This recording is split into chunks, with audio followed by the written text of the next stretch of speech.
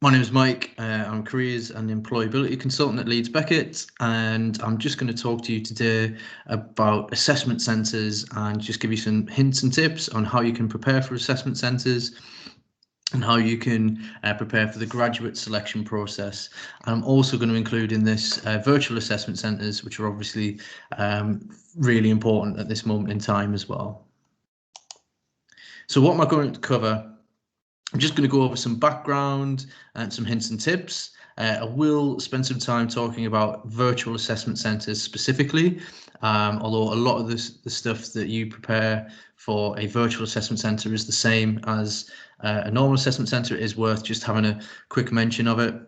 I'm going to talk about the presentation task, which often comes up in assessment centres, give you some background to that and how you can prepare. And then same for the group task. And then I'll talk a little bit about interviews as well. So why do employers use assessment centres? And first off, they're seen as a much more reliable way to assess candidates because it's much more thorough and in-depth. Employers will observe you over an extended period of time, but also in a range of different situations. I've already mentioned that there's, it could be a group task, presentation, an interview, and throughout all of those different tasks, they're testing different key competencies, which are going to be critical to the role, but they're looking at them in different ways. So, for example, they could be checking your communication in a formal setting in an interview, but then also in a group setting. And also they're putting you under pressure throughout the day. So they're trying to see how you react under pressure and in different situations. And again, seeing how you work with other people and how you react in more informal sort of social situations.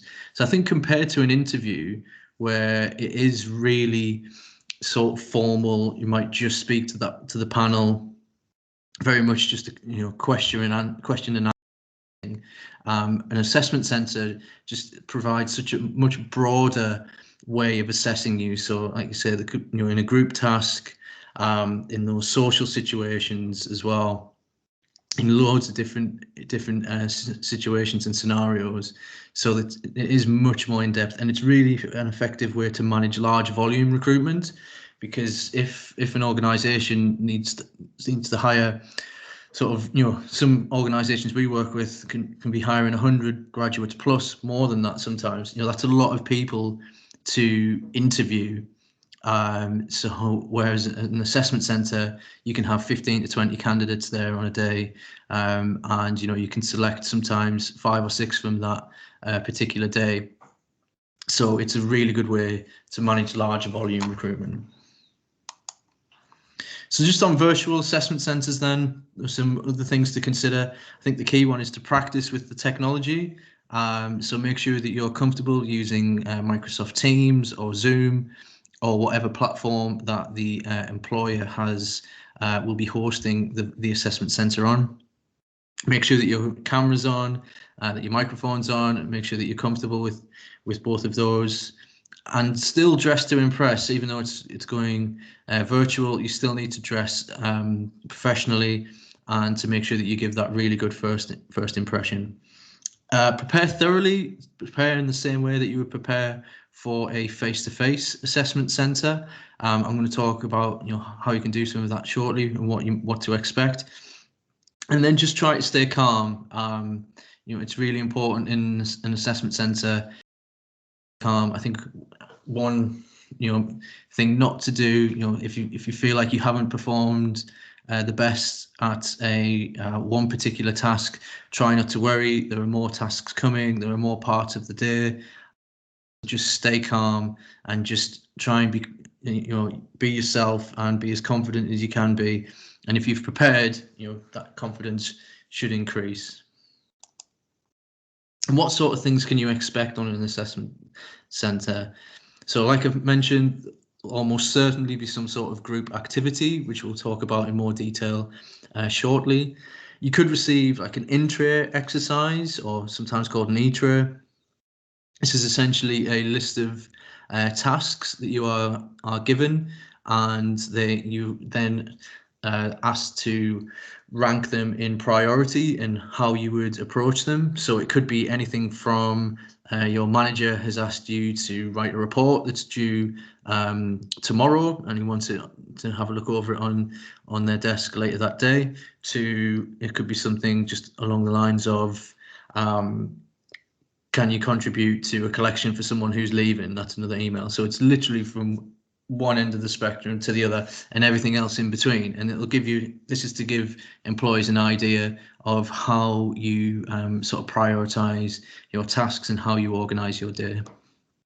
There could be a case study as well, where they give you something to look over and then either present back on or report back on. A role player is often used in assessment centres as well. Role players can be uncomfortable for everyone. They're not the most, they can be a little bit awkward. They're not the most comfortable for people, but employers use them because it's a really good way of being able to, again, put you under pressure and test you, but also give you some challenges that could happen or are likely to happen in the everyday aspect of the role. So it's a good way to see how you would react to certain challenges that would come up in the future. There'll almost certainly be some sort of presentation, even if it's just introducing yourself to the group. So we'll talk about that shortly. And psychometric tests could be part of the day. It could be that you've done psychometric tests prior to getting to the assessment centre, but there could also be psychometric tests on the day. So just to kind of make you aware, a lot of psychometric tests are now sort of disguised as games. It's described as gamification. So it'll be where they might give you some sort of, looks like a sort of computer game to play, but really it's testing various things. So one that I saw was a game where you had to crack a code to get into a safe, which was actually testing numerical reasoning. So just be aware of those. And then most assessment centres will involve some form of interview during the day, possibly a panel interview or a one-to-one. So that's something else to prepare for. I'm going to cover that a little bit in this session as well, but also do look out on my hub because we do cover preparing for graduate interviews in a lot more detail. And then there might be some sort of social event, and what we mean by this is it'll be those periods sort of between tasks where there's some, I suppose, downtime. They'll be looking at how you interact with other candidates. They'll be looking at how you interact with other members of staff who are there on the day. So it could be something like that. It could be that they provide lunch and they'll see what you do in those periods, or it might be sometimes they might put drinks or food on at the end of the day for people as well. Again, it's to see how you behave and react and perform in those kinds of situations and scenarios. So just be aware that you're always being assessed, so you can never relax completely. So always be professional and use those times to still network, ask questions of people, make sure that you look interested, keen, and want to learn about the people and the employer. Now, what are they looking for during assessment centres? These are the different graduate attributes that employers will most likely be looking for.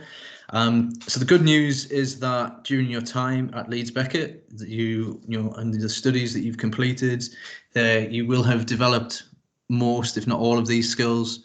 So the challenge is just being able to recognise that this is what they're looking for, and then be able to put them into a reasonable answer, and use your experience to show that you've got these skills. But things like problem solving and being proactive, having a real commitment to providing an excellent service or an excellent standard. They want to see that you are a good team player, have good interpersonal skills, and can communicate well. We mentioned with the entry exercise, having being organised. Again, that's something that's really key, and having an eye for detail. Commercial awareness. So this is your understanding of where that particular employer sort of sits within their particular sector, what their challenges are, what things can affect their business, who are their competitors. So that's really important. If you want to learn more about commercial awareness, we do run specific sessions on commercial awareness as part of our masterclass series. So do look out for those on my hub as well. And then they want to see as well that you've got the right attitude, that you've got you're motivated to be there to work for them, and that you're going to fit into the organisation. How can you approach an assessment centre then? So first off, I mentioned earlier about being confident. Sometimes it seems easier said than done, but one thing to take confidence in is that you have been shortlisted for a reason. A lot of large graduate employers receive literally thousands of applications. So if you've been shortlisted to attend an assessment centre, you should take a lot of confidence in that, because that means that they are interested in you, want to know more about you, and they want to see how you can perform. So there's something that you've done so far that makes them want to know more about you. So take confidence in that. You've been shortlisted for a very good reason, and actually, just stay positive throughout. I mentioned before about, there are different sections to an assessment centre. If you feel like the first one hasn't gone quite as well as you want, just put that back to the back of your mind. That's not going to sort of be the whole part that they assess you on. There are other parts to the day, so you can definitely make it back. So just be positive and show them what's great about you. Show them the best side of you. So that's important in each of the tasks. It's really important to be yourself and show them what's great about you, but try not to be what you think they want you to be. It is being yourself, because they want to see who you are and how you would behave and how you would perform in the role. And it's also important to take some time to reflect. Again, after each session, each task, think, how's that gone? What can I do? What can I improve on? Will I get a chance to show that I've improved on that in one of the next tasks? So it's really important to sort of take stock and sort of look at your own feedback on your own performance. So it's really important to do that as well. So in pretty much every assessment centre, there'll be some form of presentation, even if it's just standing up and presenting yourself, introducing yourself to the rest of the group. So it's really important to prepare. So this is just a quick sort of overview of how to prepare for a presentation. But if you want to learn about it in more detail, we do run a full session on this, again, as part of our masterclass series. So do look out for that on MyHub. We talk about presentation skills and public speaking. But some of the key things to remember, just the graph at the side there. Face-to-face communication is built up in these sections. So it's 55% body language and 38% tone of your voice. That is the communication that comes across. It is only 7% is the actual words that you're saying. So that's what people react to. So if you've got the correct body language and the correct tone of voice, it adds so much more to your message. So it's really important. And to do that, so you want to maintain eye contact with your audience, be calm, and speak clearly. So it's making sure you've got positive, open body language as well. And then one of the key things is stay within the allotted time. So if you've been given 2 minutes, for example, to present yourself and maybe talk about some of the interesting things about you or some of your achievements, one is make sure that you stay within that time if you've got a lot to say, but also make sure that you use that time. We've seen in a lot of assessment centres that often applicants are given 2 minutes or 90 seconds or whatever it may be, and they speak really fast. They say everything in about 30-40 seconds and then sort of sit back down, and that doesn't look great to an assessor. They gave you 2 minutes for a reason, because they want you to provide 2 minutes worth of content. So think about that. Usually with these kinds of things, you'll get some time to prepare, but but do fill the time properly. And just when you do present yourself, look beyond your degree. At a graduate assessment centre, just by the very nature of it, everyone is going to have a degree who's there. So everyone in the room has a degree. So look beyond that, and it's great to have a degree in your studies. Obviously, that is a really important part of what you're going to project over the day and what you're going to show to them. But it is important to look beyond your degree. So talk about any other achievements that you've got, any volunteering you do, any things that you've done, such as studying abroad, societies that you've worked with, if you've been a course rep. Think about all of these things that make you stand out as well. And there'll almost certainly be a group task. So it's really important to think about this in advance. And here are some top tips. So seems like straightforward tip, but do read the instructions carefully.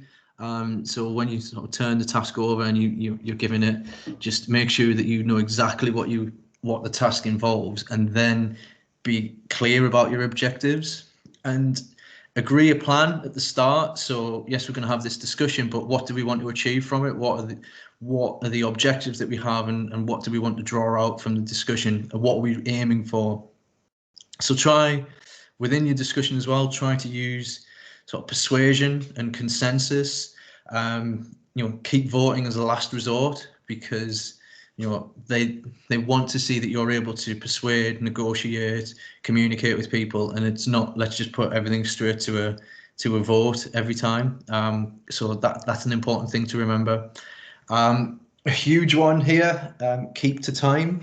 We've run a lot of assessment centres before, and so often students don't take the time to keep an eye on the time that they've got for the task. So I've seen it loads of times where you've got 20 minutes to do the task, for example, and then about 15 minutes in, one student will say, how much time have we had? How much time have we got left? No one knows. You guess and you think it's 5 minutes that's gone, and then you end up sort of rushing on. And in most cases, you're not actually, assessors won't actually tell you when you've got a few minutes left. They'll just stop the time. So it's really important to keep an eye on the time. So if you can assign yourself as the timekeeper is a good way, a good role to take up in the group task as well. But just make sure if you do assign yourself as the timekeeper, you're still contributing to everything else as well. And on that, make sure you contribute in the session, in the task. It's really important.